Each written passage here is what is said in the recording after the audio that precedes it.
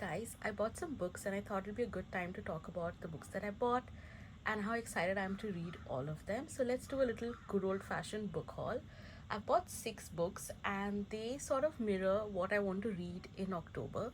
So I'm Bengali, so October is the month of Pujo. So I try to usually do like a split in October, meaning I'll read a few Bengali books and then I'll read a few like spooky books in honor of all things spooky.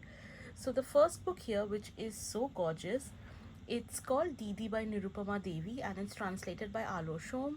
It's a modern Bengali classic. It was published in 1915 and it's about this curious phenomenon. I mean, what is curious to us now, but I'm guessing was fairly normalized back in the day and for centuries, the concept of sister wives.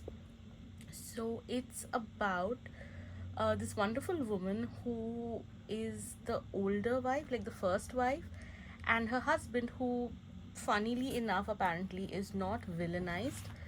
And I don't know why, but he marries a second wife, and these two women live in relative peace and harmony.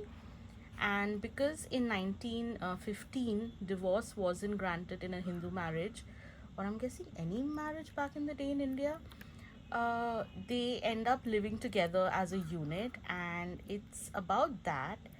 And I've seen it pop all over Instagram lately, and I thought it'd be a perfect read for October.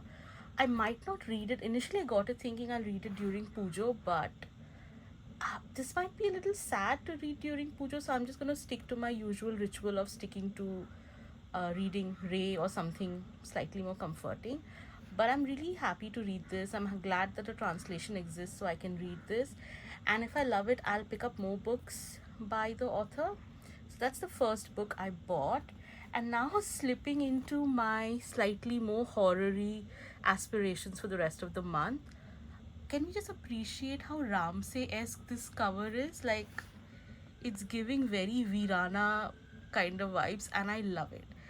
If you know me, I love all things horror, so I come alive in October and I try to watch as many scary films as I possibly can and read a fair amount of horror and thriller as well. So this is the Zamindar'S Ghost by Khayal Patel. This again is set, it's historical fiction. It's set in like 1933 in Ooty, and it's about like a zamindar who's passed away, as the title says, and his son, who was presumed dead, has somehow magically, not magically, he's come back, obviously not dead, and then a couple of murders start up in this town, and people think it's the angered spirit of his dad. So I think it's like a murder mystery. Like, I don't know if it's the ghost doing the killings, but I am excited. I'm so tempted to pick this up right away.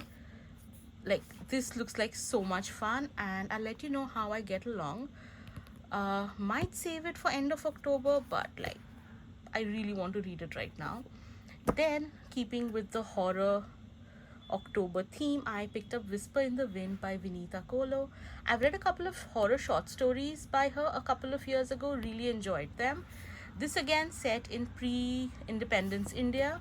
It's about this Parsi gentleman who belongs to like a really rich like Parsi business family, but he hopes to be a writer, so he goes off to Goa to attempt to write his book.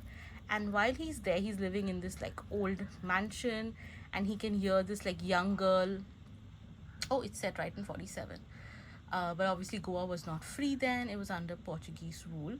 So I am really excited to read it. Okay, yeah, so he goes here to write a book, can relate, and gets tangled in like a ghostly situation, and there's like an old-timey mystery and like who the ghost girl is. You know, creepy little ghost child, always a good thing to read about. It's like a gothic novel. This should be perfect for end of October. This I'm saving, I think, possibly to be my Halloween read. Love it. Now for things a lot less scary. This is a collection of Kashmiri short stories by Hari Krishna Kaul. First of all, how beautiful is this book? It genuinely looks like a little work of art. Love it. And it's a collection of short stories. Hari Krishna Kaul is like a modern master of Kashmiri short stories. I think I've read a few of his stories here and there, And I always find it fascinating reading about Kashmir, learning more about the valley, and reading about it's a special place, right? Like what's going on in Kashmir, what has always gone on there. I think it makes for not just intriguing reading but also like a tool to learn about the history of the place. And I've read a few books set in Kashmir, so I'm always interested in reading more. So this should be, I think, a good time. I mean, you know what I mean. So yeah, I saw this and I immediately wanted to get it. This will be read possibly next month. Okay, then I picked up one of these Sudha Murthy books. She does these series that are tales from mythology, and I hadn't read this. I've read all the others.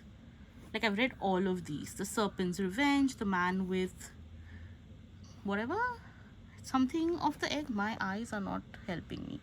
But I've read all of these, The Daughter from the Wishing Well, and I really enjoy them. I really like mythology. I grew up listening to all sorts of mythology stories from my grandmother.